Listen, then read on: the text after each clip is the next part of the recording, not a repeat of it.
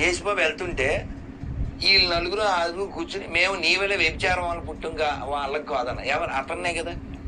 ఎందుకని పరిశుద్ధాత్మ అనేవాడు ఒక పర్సనం, ఆ పర్సన్ వలన ఈవిడికి అతను పుట్టాడు. కానీ ఇందులో మీ అందరికి తెలియని ట్విస్ట్ ఏంటంటే వేరే పెద్దవాళ్ళు చెప్పింది రోమన్ సైనికుడు అదే లాంతర ఇస్తే దొరికినాడు ప్యాంతర్ వలన అని ఒక రీజను, పరిశుద్ధాత్మని ఒకరు, యెహోవా అని ఒకరు.